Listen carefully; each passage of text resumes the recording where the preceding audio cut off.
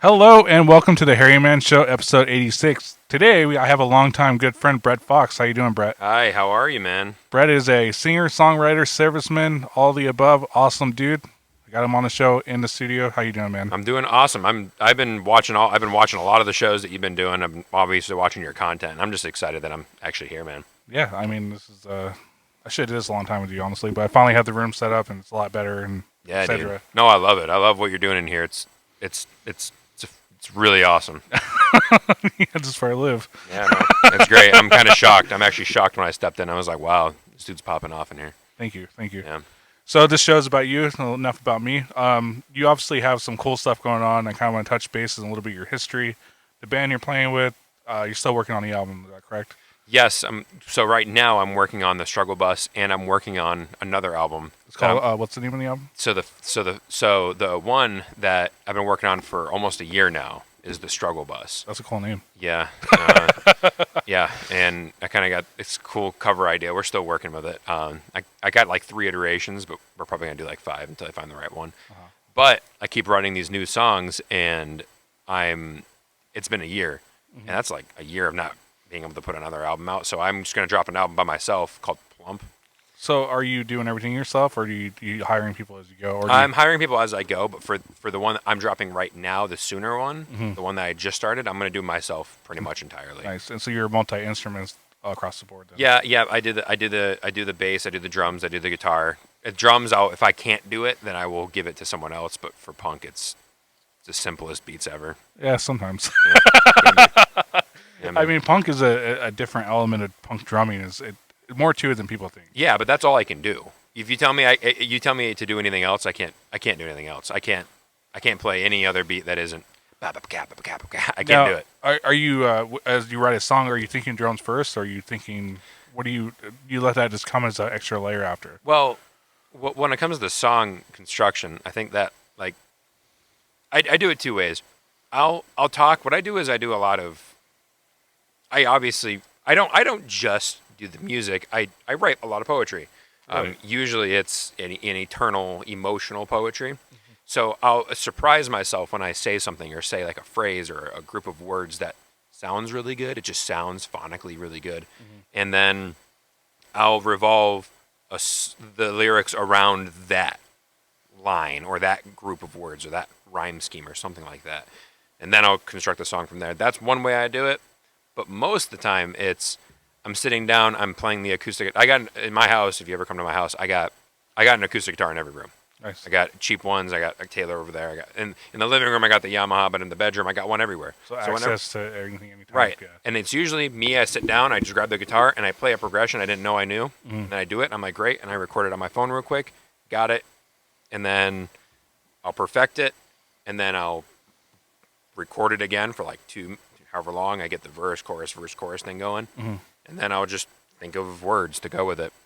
I kind of have like a backlog of a lot of songs too. Like I'm going to use. It's So just I haven't found the passion yet. You don't find yourself pressuring yourself to write songs. It just kind of flows through you. Oh, totally flows. Good. Totally flows. I am not pressured at all. Good. They're flying out. 'Cause that's the worst. Yeah, no, I'm not a yeah. songwriter, but I can just imagine trying to force that fucking thing out. The worst part is when you can't think. Yeah. The worst part is when you can't like there's some times where like especially when it's like a song, an angry song or a rage song, I'm so angry that I can't It's hard to get say the words out. I'm not besides- laughing at you. No, You're just smiling no, while you say that. no, you're good. It's just that there's this internal rage. It's Yeah. like I can't even. All I want to do is just yell. So sometimes it's like, but the progression is so good. I want to like write a song with it. But Strike me as a very nice man. yeah. As a compliment. No, yeah, Of no. course, like- No, I try very hard to outward be this very, happy, smiley, try to make you feel like you're the only person that matters in my life as I'm talking to you. Yeah, I you're do good that with at everyone. Yeah, you're good And at that. then, the deeper side of me is I leave it at the door at home. Yeah. Yeah. That's good. So I kind of jumped ahead there, but I kind of want to talk about Brett Fox and Something Outrageous. Yeah. What albums have you guys put out so far? So the only album that I put out so far is the Crowbar Situation, which is out everywhere. You can find it anywhere. And that was more of, it was just my first time doing an album myself. Okay. I've been on other projects before. I've recorded tracks for other bands. I've recorded whatever. I played with other bands live. It's just that that was my first time doing my own project. And was that like a big leap for you, or was that something you always wanted to do? Well, a couple of the songs on that album I've had written for years. Nice. Before that, but I definitely just wanted to do it. I had a vision. I was like, I just wanted to do it, and I did it. Nice. And did you? What kind of bands were you in prior to that? Were you like, obviously you're a younger man, but you playing since a teenager? What were you doing? Like, I started playing guitar when I was like 10. nice. My mom gave me. It was for, I believe, my birthday when I was young. I might have been more like 8. I got this Alvarez acoustic. There's a video too of it happening. It's like super awesome. But got it, kept it under my bed for a couple years, and then I think what started the love for guitar was I didn't have an outlet. I came from I think my parents split when I was young, and I just didn't, looking as an adult, looking back at it, it's like, what was I doing? I feel like what I was doing was I didn't really have the proper outlet, and I had a guitar there the entire time. I finally just did it. Mm-hmm. And then right around the same time is Green Day. I know it's Green Day is one of my biggest bands, one of my favorite bands. They're the reason why I took. Well, I learned how to play drums to Dookie. So. Well, Dookie is one of. I mean, like that was like one of my first cassette tapes I owned. Right. You know what I mean? No, and that's for a lot of people. I mean, Green Day was an extreme, like Dookie was an extremely important album for a lot of musicians, guitarists, bass, and drums, like all of it. And I still run through the songs as practice too. Like they're still part of what I am. And who I it's am. great. Trey's chops are phenomenal and iconic. But it was Green Day that made me pick up the guitar. But instead of going the pop punk route, I went the hardcore punk route. And then I abandoned it. I'm a kid. I don't really know. I don't really know what I'm doing. I'm just doing it. And I just found pop punk to be annoying for the most part. I found bands. This is my personal opinion. Not saying it's wrong. I didn't like Simple Plan. I kind of like Blink-182 just a little bit at the beginning, but I don't like any of their new stuff. I don't like the singers where they're just like, I miss you by my locker. And it's like you're 50 years old. You're singing about your high school girlfriend. It kind of bugged me out. And that's why I liked Green Day, because Green Day early stuff was like internal, anxiety stuff. And then it turned into governmental stuff. And I thought that was awesome. But then the underground scene was very political, very, very, aggressive. And I liked that more. And then I went to country, and then I went into blues, jazz, R&B. I went into all that. Yeah. It's crazy. You like Green Day, for instance. Like I went back and read the lyrics on one of their hits, but the song's about a panic attack. Oh, this Panic song? Yeah, no, it's not the Panic song. It's one of the big hits. But regardless, it's just weird going back and listening to it in a different light. Oh yeah. And you're like, holy shit! Like, well, it takes years for things to stew, and then it takes your perspective to change. They say every 7 years, everything changes. Your taste buds change. The way that you perceive the world changes. I totally believe that. Yeah, I think there's certain points in my life where I'm like, oh shit, that's weird. Oh yeah. Oh yeah, and that's definitely with music. You hear like I bet I haven't actually sat down and listened to Dookie from beginning to end probably in a couple years. But I'm sure that if I did, I would just have a different taste. I keep bringing it up. I recently got hooked on that because there's a song that I hear a lot of Beatles in it. When I go back, I can hear a lot of it in there. Oh yeah. So that was a big album for me too. Sorry to jump into your story. No, dude, no. It was the reason why I took it seriously. I think I taught myself how to play. Mm-hmm. I taught. So what happened was, Dookie. This is the story about what. This is a little bit more important. My dad, early in the relationship, my dad and I.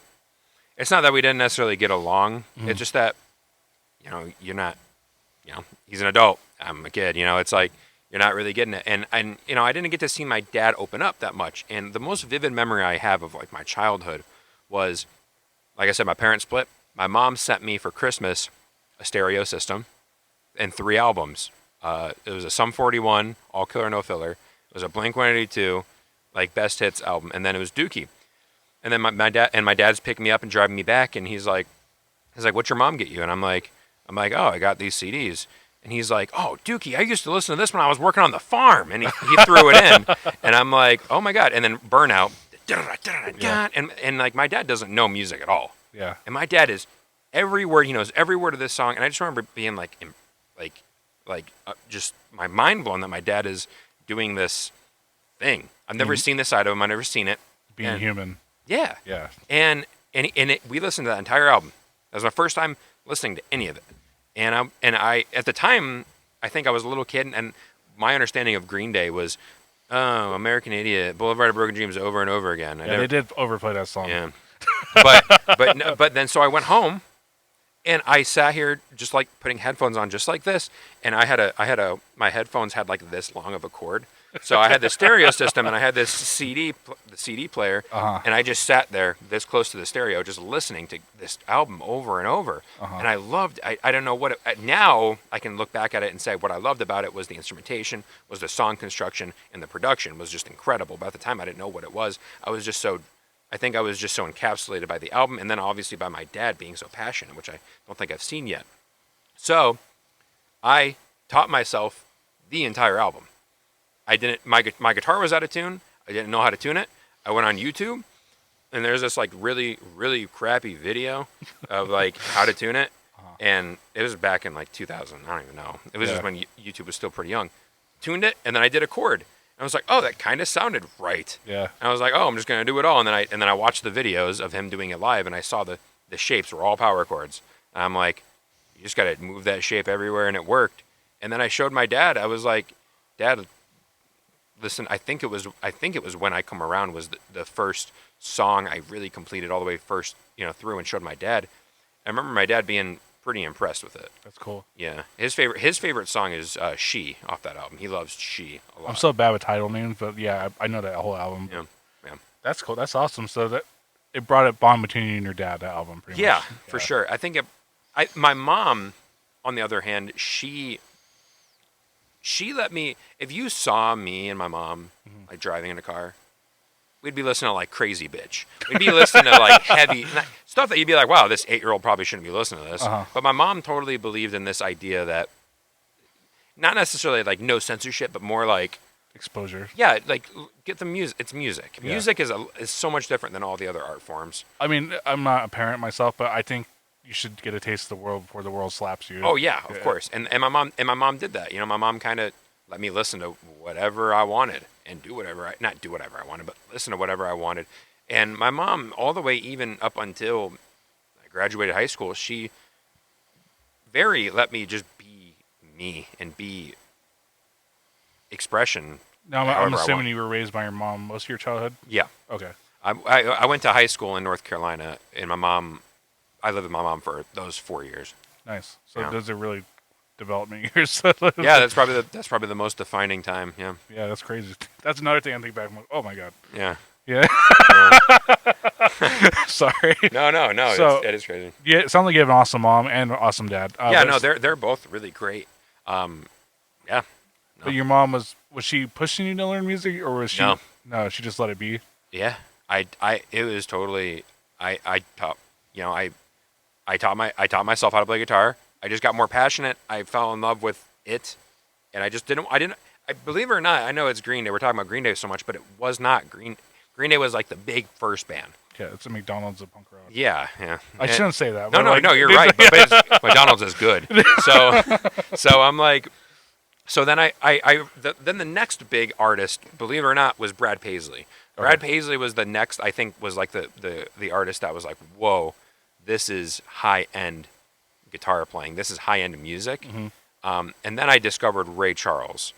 I think those are like the three really defining artists. Did you discover Ray Charles in the movie, or do you think it was just on accident? I think it was by accident because, like I said, I kind of dabbled in this R&B, 50s, 60s gospel stuff. I just found it really gripping. Not for religious reasons or anything. I just really liked the music, and I stumbled across Ray Charles through Nat King Cole, through everyone in that area. It just, I found something about Ray Charles was passion. Passion was something I loved a lot.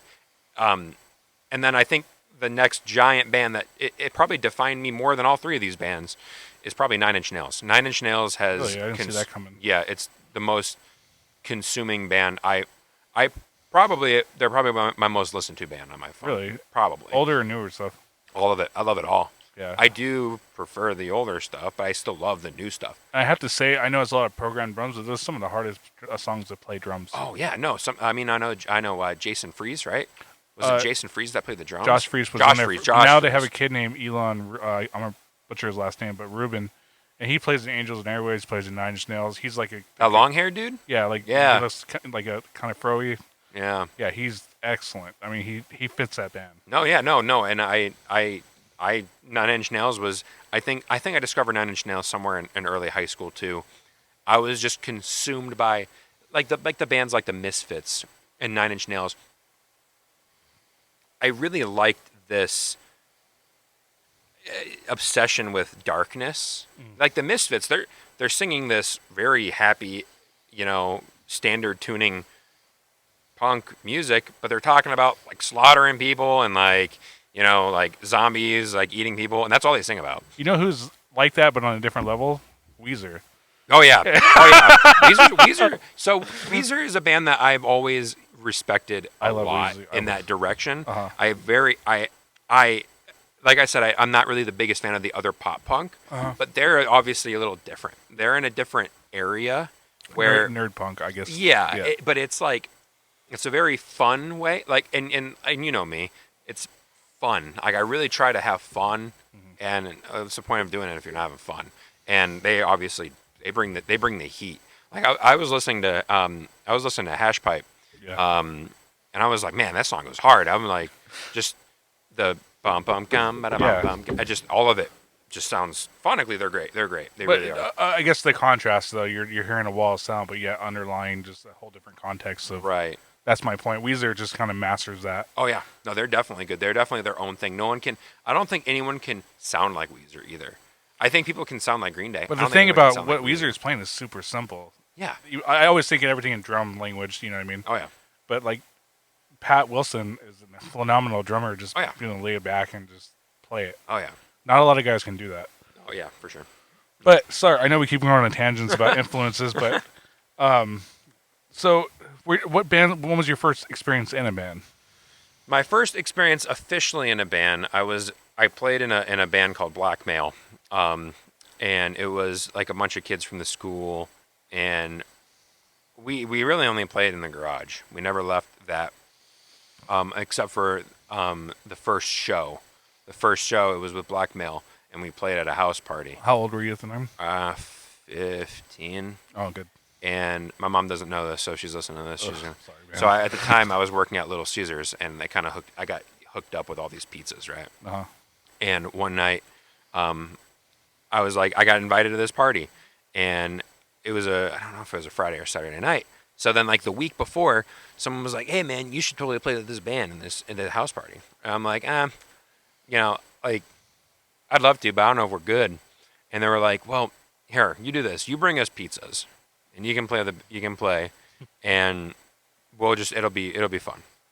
So what happened was I went to work, came back from work with a bunch of pizzas, but I had to change and get all my stuff ready to go to this thing. So I probably had 12 pizzas. I'm not even talking. I'm talking. It's up here, bro. Like I'm carrying so many pizzas, and I'm like, my mom's gonna be like, "Why the fuck do you have 12 pizzas?" So I left it outside on the patio real quick.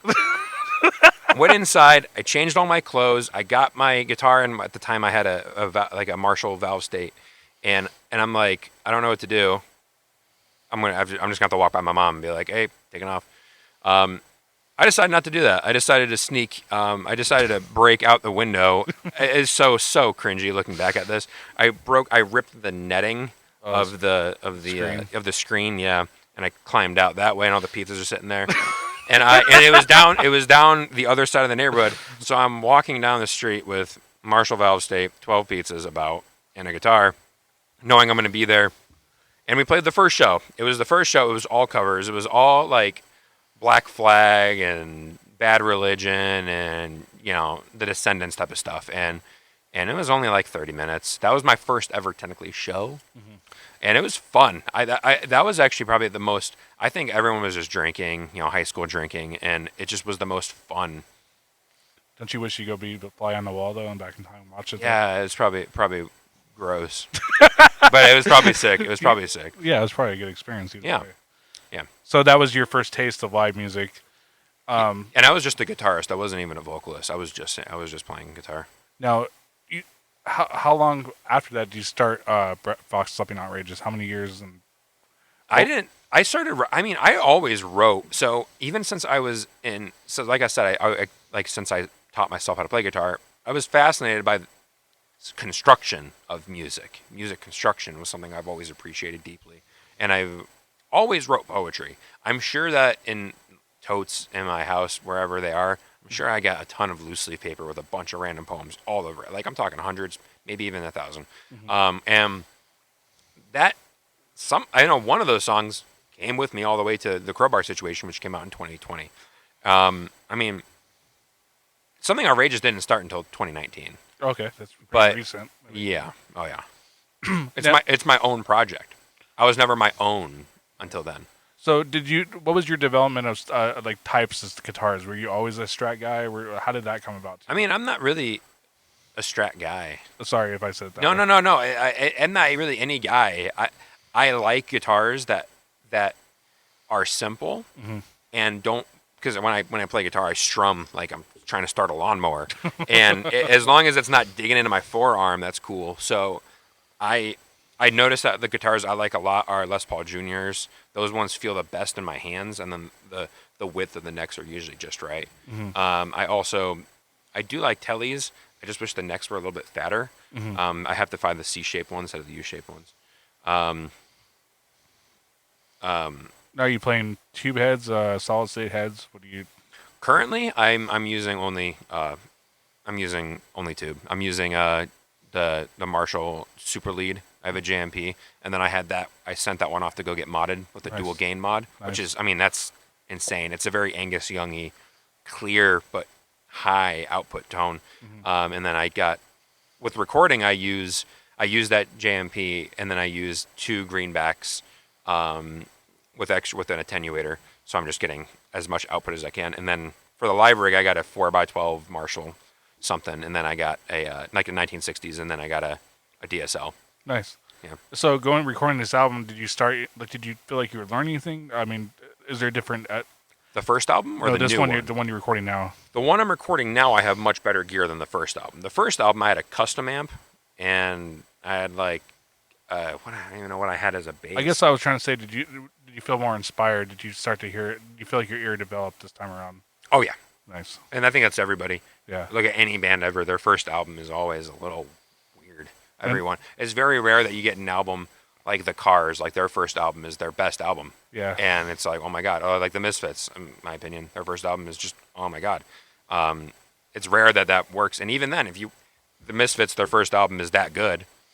I mean, their most recent-ish stuff, I mean, it sounds nothing like it. It's always just finding what you like and getting to know yourself too. So, is there like a projected date when that's going to come out? No. No. Okay. Didn't mean to put you on the spot. No, I don't have a date yet. I'm waiting to figure more things out about it. I really want to get it right. It sounds so good. Like I wish I could talk. I wish I could do it more and show it more because it sounds great. Carlos is the one that was Nice. He's good at what he does. He's so good. I told him right to his face. I'm like, I don't want to work with anyone else but you. Nice. From now on, I like what you do that well, and like him and I are so cool. It's effervescent too. He's working, and his fingers are moving at lightning speed, and things are just getting done magically. And he sounds so good, and his ear is phenomenal. He knows what he's doing. Yeah, he's good at what he does. Oh yeah. So, after the album, is there like plans to put a band together and tour or gig in Phoenix? Yes, I do plan on going on tour this summer. Nice. Maybe this fall. And Nice. it's going to be a West Coast tour. Nice. Yeah. And are there any venues that you've always wanted to play that are kind of on that list? No, I will play anywhere. Really? I will play house parties. I did play a good chunk of house parties, back. Punk is not, really in the limelight right now as far as playing in venues, really, especially in somewhere like North Carolina. And like I said, and in the military, that kind of it was like everyone was throwing parties. And like, because you're young, everyone's like 18, 19. I got this house. Let's throw a party. And then you just got a bunch of bachelors buying $300,000 houses, and you're just throwing parties in them. Now you bring up the military experience. Did that after that experience, did that make you want to play music more, or how did that? I never stopped. No, I'm just saying, like, once you got out of the military, did it make you want to jump back even heavier? Oh man. So Sorry if it's no. So I think something drastically changed from the. I think that I was the same person from high school all the way till the end of the military, and then when I got out of the military, I got a brain tumor, and that's why they retired me. They gave me a full retirement, and I think that there was a lot of. At the time, I was also very religious. There's a lot of back and forth things going on with that. I essentially had a lot of hate. I was like, why me? Essentially, why me?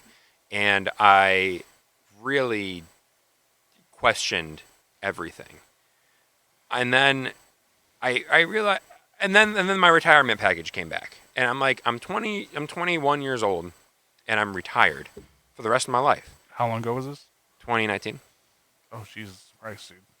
Yeah, so for the rest of my life, I'm going to be retired. And I'm like, and it's good money for the, and I get, and my health care is covered and everything. And there was a good chunk of time where I was just so mad, and I was also dealing with the medical side of it. I was dealing with a lot of things when that happened. Mm-hmm. And I think something clicked. Like we were just talking about, I think every 7 years or so, something happens and it changes you and it defines you. And I decided I was not this, like we're talking, I was so much more, I think I was more selfish. I think I was a more selfish person. I didn't care about a lot more things. I didn't care about other people. I don't think I cared about family. I don't think I cared about a bunch of things. I do think that comes with maturity and growing up, but I do believe that somewhere I snapped and said, what's the point of me being so pissed at the world or so angry at people when it's no one's fault? And I have been given a great hand. So why not take advantage of it and make everyone around you happier? And well, the tumor, it scared me in the way, because at the time I didn't know how severe it was. I didn't know what was going on. Your brain automatically goes to the worst thoughts possible. Defense mechanism. Yeah, and there was times where I'm like, am I going to die? Am I going to die? Am I going to die? And you're like, when you find out you're not going to die, it's kind of like a car almost hitting you. You see the car coming, and and it veers and it just misses you. That's what it feels like. And then it's kind of like, dude, I know it's so cliche to say it, but you got one life, man. Yeah. You have to make this one count. Mm-hmm. There's no going back, and there's no changing it. And you might as well try to be that guy that everyone thinks, hey, that's Brett. He's trying to smile. He comes in here. He wants to say hi to everyone, and he wants to say goodbye to everybody. Yeah. And that's something my dad taught me. My dad taught me, one of the best lessons he probably has ever told me is, when you go to work, say hi to everyone and then say goodbye to everyone. And you always do that. All the time, every time. And I never have stopped. And Yeah. it helps. I think that a lot of people see positivity in that. I look around and I see not enough energy in the world. Well, everyone's on their own track, focused. Yeah, Yeah. but I get that, but it's like, I'm not, obviously I wouldn't say I hope you get a brain tumor to reevaluate, but it's like, man, some people need to be reevaluated. Rattled. Yeah, it's just like, you see someone, get yelling at a customer service person at like a McDonald's or something, and you're like, bro, reevaluate It's your not life. that bad, man. Yeah, dude. And it's like, man, I get so passionate about it where it's not like I saw a video or anything. I just came to this conclusion. I'm like, you got to live this life, dude. And you got to make it the best life. And you got to start smiling more. And you got to start being happy more. And you guys got to do what you want to do. And don't let anyone tell you that you can't, because you could die in a car crash. Yeah. And you can't allow that to happen. You can't allow that day before that you just had to not amount to anything. Well, most people that die have plans for the next week. Yeah. Yeah, so And that's it's that just simple sentence right there scares the fuck out. Yeah. Scares the hell out of me. No, it definitely it's scary, and my heart sinks every time I talk about it, because it's like, I'm sorry if I brought it up. no, dude, it's not like that. Yeah. Every time that we talk about like dude, regret is the worst feeling. Regret is the worst feeling. It's something that is taken from you and you can't see it back. My mom dated a guy named Ledge. He was a DJ. He was a DJ out in Florida. I lived in Tampa for a bit, and he was a radio show host. He did a bunch of stuff for the Buccaneers, and he did a bunch of entertainment stuff. And he was really good at what he did. And he was like a stepfather. My mom saw him for years, a long time, and he became like a really good stepdad to me. They ended up splitting, and I ended up going separate ways. And like I just mentioned a couple minutes ago, it comes with maturity to realize who you were as a kid. And I'm thinking, I'm like, man, this guy Scott Ledger, he was such a great guy to me. He really cared about me, and I wasn't even his kid.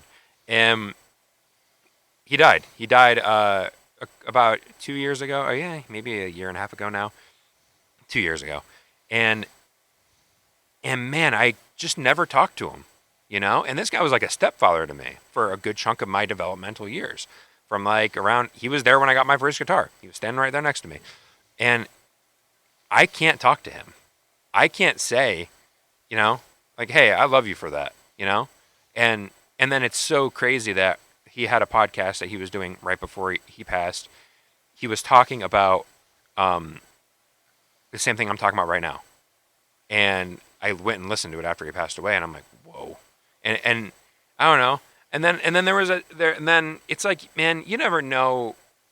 And then not too long, like right before that or right after that, somewhere too, my great grandfather passed away. This is one of the nicest guys in the world, and I left New York when I moved to Arizona, and I said to myself, I'm gonna tell my great grandpa, you have changed me as a person, and I never did.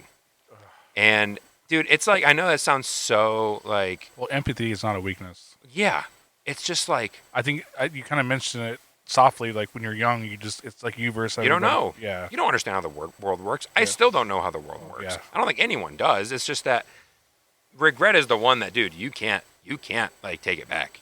Like when you die, your money, it's not going with you. Your house, it's not going with you. None of it's going with you. You gotta leave something behind that makes people go, hey, remember that time that guy was just so nice? It changes you, and you pass it on, man. I do really believe that that's how it works. Yeah. I really do believe that's how it works. No, I do. I think a lot of people do, but they just word it differently here and there. But just energy in is energy out. Oh yeah, and it works. Yeah. I think a lot of people will. I'll be honest with you. I think a lot of people will say that and then claim that they do that, but they don't. I think a lot of people be like, I am this thing. I am this. I don't even know. I fuck up all the time, dude. Well, yeah, no. It takes a lot of practice. And honestly, like I said, I'm grateful that I've been given the hand that I'm retired. I wake up in the morning kind of whenever I want and do whatever I want. Yeah. And it's like, it gives you the ability to think about your life and think about who you are. It does. And I have the advantage to do that as a 25-year-old. A 25-year-old kid. I'm a kid. Yeah. And I don't know. I look at other 25-year-olds and I don't know. I feel like that I understand a lot more things exponentially. It's hiking up really fast. The past couple years, it's like, boom, I realize this. Boom, I realize what family is. Yeah. I realize who this is, and I don't know. There's so much to it. I get really worked up about it. I write about that a lot. That's good. I write about it a lot. It's a good place for you. Oh yeah. Oh yeah. I mean, it's a bad and a good place for you. But oh yeah. Wow. All right. That was pretty heavy and really good. Yeah. So yeah. Yeah, man. Brett, I think you have a lot of influence in the right places. What I'm trying to say. I'm trying. Yeah. I'm trying. I think and I started. So, it's interesting. I have this ridiculous TikTok, dude. I just post skits of random bullshit, and I do random stuff. It's just comedy, and I've had a few people message me, few as in 5 or so, message me in my life and just say something like, "Hey, man, your videos. I look forward to your videos." Yeah. And I think for some people that doesn't hit as hard, but it really hits me. Oh, it affects me too. I just want to dude, it's like, that's great. Like, I just want to. People smiling is like the coolest thing to me. You understand that one action probably changed the course of their whole day. Yeah. To go hug a kid. One person texted me. They said, I had a bad day. I had one of the worst days ever, and I came across your channel, and I watched all your videos, and now I'm going to bed smiling. That's what he said in his entire text. Yeah. If it was a he or she, I didn't click on their profile, but that's what they said. And I just did the emojis. Thank you so much. I really appreciate you. Because I don't just say thanks. You know, I try to be like, I really do appreciate everything you say. Well, this sounds cliche too, but social media is a weapon of emotion. I don't know how to say it. Like, you can do so much with it and hurt yourself at the same time. Yeah, and that's when it starts to be cool. That's when it starts to be good. Yeah, but you can also go the wrong way too. Oh yeah, yeah. I totally agree with that. Well, I mean, everyone has their personal views, blah blah blah. But Yeah. I'm just saying. But if you're putting good out, we just said it, if you're putting good out there and making people laugh, or maybe I'll do a drum video and someone's like, you know what, I should practice more. And then Yeah. they find a band. That's great. That's so sick to me. You I just- love that. You just created some root system of actions. That makes me so happy, dude. I used to not have the drive I have, dude. I know it sounds crazy. I just used to not have this. I used to not have a drive. I don't even know how to explain it. Now it's like, man, I love to see people grow. I love to see people get better at things. Like I don't even know. Like my brother, he's now 19. He is one of the smartest kids ever. He's like, he just grades were phenomenal. He works out. He's just a good dude. He's just a good kid. And something, like I said, this exponential understanding of life. I love this kid. I love my brother. And he is going to, I'm telling you, I put my money on this podcast, come back in years. He is going to be in the top easy 0.5% of money coming in. And he's going to be changing the world for people. He's going to be, I can guarantee you that Tyler Fox is going to be a name that you're going to hear. I hope so. Oh, I'm telling you. I'm telling you. Yeah. Now, do you think as humans in social media we get caught up on the competition numbers? Because I find myself kind of like looking at something and like wishing I had that and getting mad at the reason why I didn't have that. Do you think that's kind of like the bad side of social media? That's what I'm trying to say. I think it can be, Yeah. but if you just don't allow it to happen. Yeah. I think that everyone wants something for Yeah. sure. It's just that it might mean a little different. It's definitely like, you know, you see someone that has millions of whatever, and you're like, oh man, I want this recognition. But it's like, let's say hypothetically, boom, I snap my fingers, you have that recognition. You don't know how to handle it. Now what? Yeah. Now what? What changed in your life, really? You know, and I totally understand that.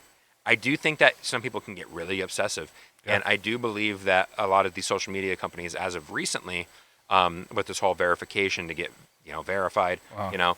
Free social media platforms have learned to monetize their free customers, and it's working. But what and is the worth of it if it's everywhere? Exactly. Yeah. Exactly. If everyone's blue check mark, what does that mean? Doesn't mean anything. Everyone's just paying $15 for a free app. Yeah. No, I totally understand.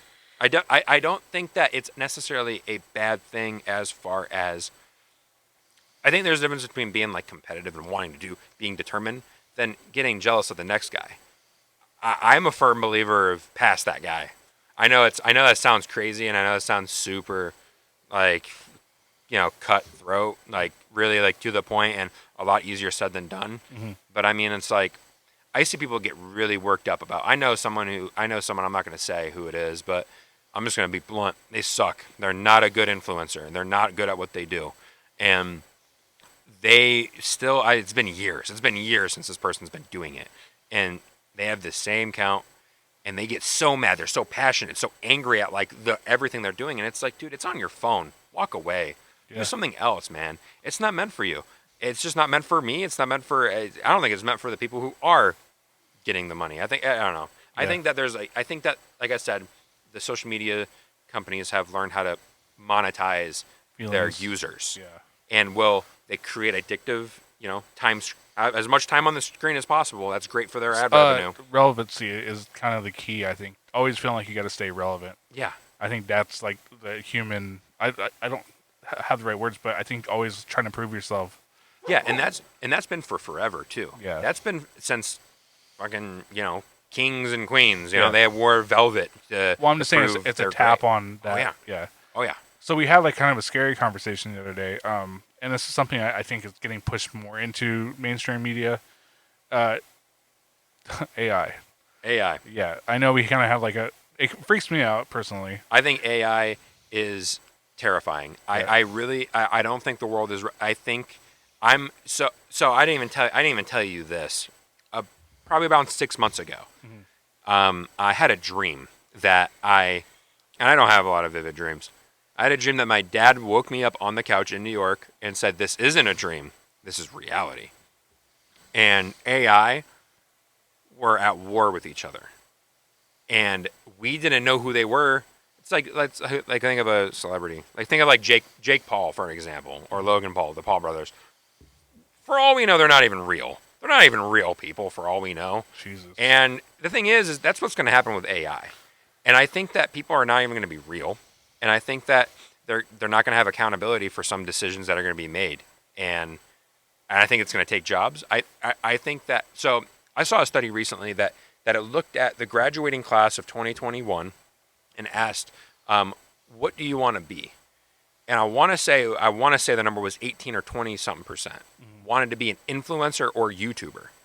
That's a lot. That's almost a quarter of people that 20%. Want to be on the screen all the time. So that's 70. That's 25% of the population gone, because AI is going to take over. Why would Walmart?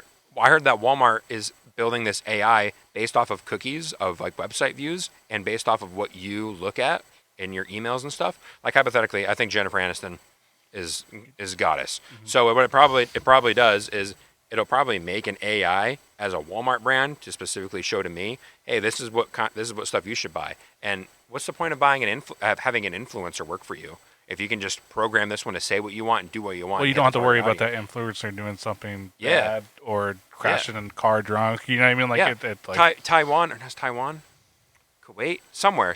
I don't know. One of these countries, they have the first ever fully AI news reporter. That is terrifying because that news reporter has no emotion tied to that, or someone can program it to say something, and there's no accountability. And you could say something that can trigger a mass panic. Yes, 100%. Yeah. I think it's starting off small. I think that it's going to work its way into. I think just because we're talking about music here, it's going to absolutely wreck music. Yeah, that's where my fear comes from. You know, you did dedicate your whole life for me, and it's just playing drums, and then so what if there's a program that goes bloop, right, and it just laid tracks for your whole album? Get this.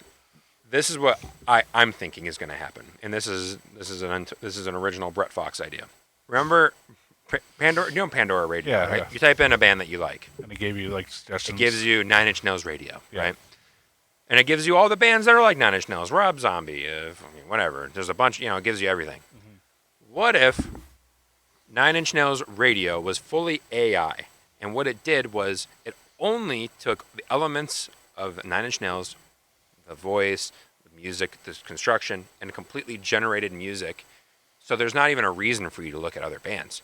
Because if it's your favorite band, and so I think it's going to be like, next song is going to come with a little download button, and it's a completely generated song, and you can decide to keep that song like how we download any song now. And it's like the artist isn't even making the music anymore, so what's the point of you even wanting to go look at other musicians? I don't know. That's a real fear of mine. Yeah, mine too. I mean, I think that's going to happen. I still think that we're humans. There's an element there that will fight it. Like I still think. I don't know. I still think people are going to still fight it. Oh yeah, people are going to be like, I want to see a live show. Yeah. I want to know a person's mind behind the music. So I don't know if you do what I do, but I start to think like, well, what do I have? Like 2, 5 years, 7 years? Like I started to do that, like panic. Like, I think before 2025. No, I like what I'm saying. Like regardless of when you think, it's just like I start to kind of get in this countdown mode. Yeah. You know what I mean? It's scary. It makes me want to do a lot more. Yeah, but then again, I'm also feeding it because I want new technology. Yeah. I want to go buy whatever. So it's like, it's contradictive. Yeah, no, I totally understand. Yeah. I just think that it's I think that like the masses of people look at the popular music, not just pop music as the genre, but popular music. It's mostly sheet music. It mostly is. Let's be honest. And that's how most people are going to consume music. I was just talking to my friend, and she told me that she likes music just to have it on.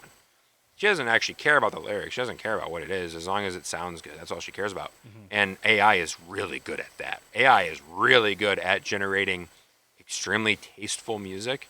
I don't know. I start thinking my real fear at the end of the day is, obviously I won't be useful as a musician, but my fear is what happens when companies start getting incentivized to drop, their little trail of whatever, trying to make you think in your music, because you never know if it's being AI generated. It's all about money. It's all about what makes you buy. Yeah. And it's a fear. It's a real fear of mine. I heard that Michael Jackson is. I heard this. I heard that Michael Jackson's team and everyone wants to make an official discography record of Michael Jackson to go on as an official discography. Dude's dead. Yeah. He can't consent to that, in my opinion. You can't just do that.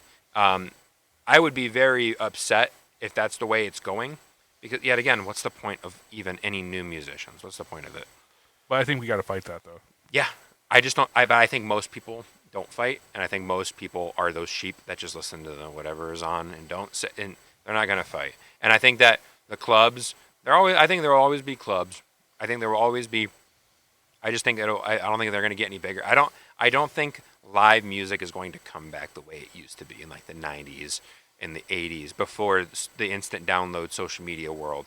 Back when you had to go to a show to buy the record, or do something, and buy the shirt, It's not like that anymore, and it's never going to be, I don't think. Well, everything changes. Yeah. That's like, I mean, we can all long for the past. But now the question is, how do we adapt? That's the real question is, damn, I don't even know what's going to happen in the next 2 years. I don't even know how I'm going to adapt. Yeah. Because you look around and you got these microphones. Are they even going to be what we need? Well, just the idea of a new social media platform jumping out of nowhere. Right. You got to jump on that one. Right. And try to get a head start. You know what I mean? Right. And it's just like, come on, man. Yeah, it's like as musicians, and I said this to you the other day, I'm tired of doing it. I don't care about social media. I just want to play music. I just want to have fun. And if people like it, that's all I care about. It's just that you are kind of forced in today's day of age to follow everything. trends Yeah. and make content. And it's like, I really don't want to. Yeah, but do you feel like now, as a musician, regardless if you play guitar, drums, whatever, you have to be a master of all the trades? Like, you got to learn how to record yourself. You got to be hip to, content making. You have to promote your shows. I think you have to. Yeah. Which sucks. Yeah. I hate it. I'm dragging myself with some of the content I have to do. And I mean, I know that is for a lot of people. I know that's for a lot of people. It takes a lot out of you. I've never heard a musician go, man, I really can't wait to post not about my music today and talk about this food. I got to keep the algorithm looking at me. Yeah. No one, I can't wait. Like, no, what they want to do is just play music. Yeah. I've never heard that. And I'd rather play video games than worry about that. yeah, You know what I mean? that's why social media managers are like right now at an all-time high of hiring, and Really? they got like these. Well, I can see why, obviously, but I didn't know that was a thing. There's this like in the Philippines or something like that. One of these nations, I don't know, but they got these social media managers. You pay them, and they're like these little mini companies, and they take care of. They don't. It's not illegal. They're not like buying you followers. They're just updating and seeing what you're doing, and you hire them out of pocket to have like a secure password link with them that they can't change, but they can access to your social media, and they can like juggle for you and like post stuff and like people and make sure that the Instagram knows that this thing is always running. Yeah, but what happens when everyone has that? Exactly. How do you stand out? I know this sounds crazy, but I think that there will eventually, with this expansion of AI and tech just exploding, I think that social media will be irrelevant. Just because I was talking about this the other day, radio was like the shit when it happened. It was always on. Radio was sick when it just came out. There was in early radio, there was no commercials. It was just music getting like transferred over to a different type of wax tape. It was every time. That's all it was. And then commercials started happening because people learn how to monetize what you're listening to, money. Then TV came out. FM radio came out because AM started, being useless. FM frequencies are better. And then TV was killing it. TV is now the shit. Every household has one TV. And now it's like radio is irrelevant in a way. Because now if I turn on the radio right now, it's usually just ads and usually commercials. And it's usually pop music. Now TV is starting to do that. Now you turn on the TV, honestly, you go on cable, you're getting 10 minutes of commercials. I don't think I really remember the last time I watched because why not? Because now there's streaming services, and now there's social media, and now we're in this time where social media. You think of YouTube. Remember, YouTube didn't have ads. You didn't have all these things, but now they do. And now, what's going to happen is now they're learning how to monetize it, there's going to be some new form of entertainment that you didn't think was possible. People when the radio just came out, they couldn't imagine TV. TV couldn't imagine I know. social So media. it kind of makes it like not worth freaking out because you have no control of it. You know what I mean? Yeah, I guess it's definitely a, I don't know. I'm willing to bet you my top dollar that influencer age will die very soon. There will be no need for models. There will be no need for influencers, and you're going to be left with a lot of people who don't know what to do with their life because they sat there and tried for years to do something, and it didn't mean anything at the end of the day. Not that I'm trying to be an influencer. I'm just saying, but it's still scary in the art of. Well, I don't consider musicians influencers. Yeah. I mean, I'm talking people who go, oh, I want to post videos of me playing GTA and being rambunctious, and I want to be like whoever the top YouTubers are. I'm not too sure. I know PewDiePie is like a giant one. I don't follow it. I just mean musician's sake. I just think that's important for culture. Humanity is musicianship. Yeah, no, for sure. Yeah, I do think there will always be this top echelon of people that are like the sheep that will just smile and do whatever, fine, as long as my name's on it. I don't care what you do with my music and flip it around and do whatever. But I think there will always be a group of punks. I think, quote unquote punks. There will always be those people that are kind of against the man with that and just want to see live music and just want to be a part of a community. But doesn't that kind of make it big all over again? I think most people are going to be. I mean, think about it. Think about how much time people spend on the phone. Yeah, that's what's going to happen with it. And I think most people are going to stop. I think most people are going to stop caring. I mean, it's scary. I mean, it's not fun to talk about. Ticket scalpers. Taylor Swift's tickets are insane. Yeah. And she was. I mean, everybody. Well, I'm trying to get Foo Fighter tickets right now. They're insane, dude. Yeah. And they haven't even gone pre-sales already, wiping them out. It's insane. And you got to have a certain credit card to get into the pre-sale. It's insane. So you got to apply for a credit card to get in. So it's like what? Like yeah, no. Yeah. I think that's a very interesting thing that's happening to the people by the masses. I think what's happening is the way that social media has affected celebrities is interesting. What happened is now, so celebrities are a premium figure. We look at celebrities for political advice. We look at celebrities for monetary advice, moral advice in general. Because this is what happens. You go and you spend your top dollar to go see a concert, right? Mm-hmm. Let's say I go and see, I don't know, any band. I don't even care. Pearl Jam. I just threw a band out there. Mm-hmm. Let's say I spent $500 of my hard-earned money to get this one ticket to see my favorite band, Pearl Jam, whatever. And I'm not saying Eddie Vedder would ever do that, but let's say he says something political or says something moral, maybe correct or incorrect, whatever. The thing is that I spend my hours a day working to accumulate this much money to spend it to listen to this mass psychology of celebrities stating what they don't know what they're talking about. Yeah. A lot of these actors and actresses and musicians, they don't know anything, but the fact that social media, we're paying for that now. You're paying a premium for a ticket to go even see them when it used to not be that way. Yeah. That makes it so subconsciously you tie your emotions to your money most. And that's kind of, we're looking up to people who don't know what they're talking about. And I think that's definitely affecting music. I think that's affecting ideas across the board. I think that's affecting the economy. I think that's affecting a lot of things. It's scary. It's a scary thing that I'm curious to see what's going to...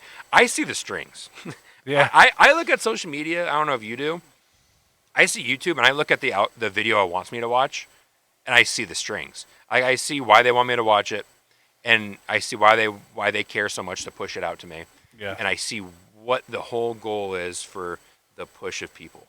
And I see it, and I refuse to be that. That's a whole other conversation. Oh yeah, yeah, and that's what most of my music's about. There's nothing wrong with that. That's actually, like we were talking about, rebels are just important as anything else in the world. Yeah, and I do, like I said, I think there's a group of people that will demand music. Yeah. That will demand, I want to go to the show. I think that's important. I do, and I know that will never change. Well, I'm just saying there's a huge value in guys like you, or for the same mission mindset. I see a lot of value there. Yeah. So keep doing what you're doing. Oh yeah, for sure. Yeah. I really think like I have a kind of a rule of thumb. If it's not something really crazy like serial killing, if you have an idea, usually other people have it too. if you like something, usually other people like it too. Whether it's anime, obscure anime. As long as you're not hurting anybody. Yeah, as long as you're not hurting anyone. As long as if you enjoy something, if you enjoy this movie, this cult movie, or if you're passionate about, I don't know, like I watched the video on how to make a fairy house in the wild, and this video had like 300,000 views. Yeah. And I'm like, I've never even heard of this. Yeah. Other people are interested in what you're doing in a Mm-hmm. way, and I do believe that there will always be that group of people that want to see the show at the small bar or the venue up close. But I think most of the people will transition to the music will spend the $600 to see their people in the stadium and take their selfies and leave before the last song. I think that is what most people are going to always do, and I think it's not going to change. Yeah. And wait till AI gets involved. Now you're not even really. What are people even doing at that point? Oh my God. Yeah. You're supposed to be excited about the future. Yeah. It's scary, dude. Yeah, you're supposed to be like, yeah, I look forward to that. Yeah, and now it's not like that. It's the past year, AI has really became this. I think it's past what you think and Oh, what that yeah. guy thinks. I mean, not putting yourself down or above, but I just think there's more down the pipeline. That's already, yeah. Yeah. Yeah, for sure. No, I totally agree. So let's end this on a good note. Yeah, man. Yeah, man. So Brett Fox and Something Outrageous. What I know we talked about you recording the album, but I wanted what's next. Like after the album, you said there's a West Coast tour. So, like I said, I am that album, the Struggle Bus, is going to come out after the one I'm working on called Plump. That's going to be coming out sometime in the summer here. That's going to be more of like a garage rock sound. I think the next album that I've been working on for this year is going to be a little bit more polished and a little bit more produced. But this one is way more kind of like bare bones type of thing. And I am going I think I'm going a different direction than the Crowbar situation. I think I'm going a little bit more hardcore in general. And then that's what's going to happen. I'm going to be going on tour. I've had people in my live streams that I do ask, "Hey, you should come to Where do you stream Columbus." TikTok is actually the only place I do it. from? Okay. I keep getting banned though, and I don't even do anything wrong. What is? I don't know what you guys call it, but what is the handle for that? _ Brett Fox. Oh, it's easy. Yeah, _ Brett Fox for Instagram and You have an awesome and name, by TikTok. the way. Yeah, Brett Fox that's a good one. It's I'm blessed. I'm blessed for that a one. cool name. Yeah, it works. But yeah, then that tour is going to happen.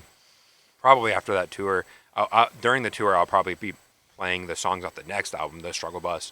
Have that content ready to push out with the album, and that's going to be this year, I'm pretty sure. Good.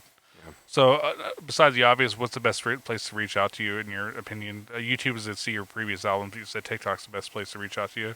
Yeah, whatever. _ Brett Fox. I usually pop up as the first thing on all of it on Instagram and whatever. Yeah. I use Twitter. I use all of it. It's just I think that something about TikTok, people want to engage with you on TikTok. So that's probably the best place to find me. Nice. Well, Brett, I really appreciate you coming down. Absolutely, man. I really love want to it. do another episode, touch base with you after this tour. Maybe Dude, yes. meet up with you on the road and do it. That'd be sick. But I'm excited for you. Absolutely. Just fuck all the AI. Yeah, I'll be dude. excited. Fuck the AI, bro. Absolutely. Yeah. Well, I just got canceled by AI, so. You won't even hear You won't even hear this podcast. It won't even come out. It's already deleted. All right, Brett, thank you. Of course.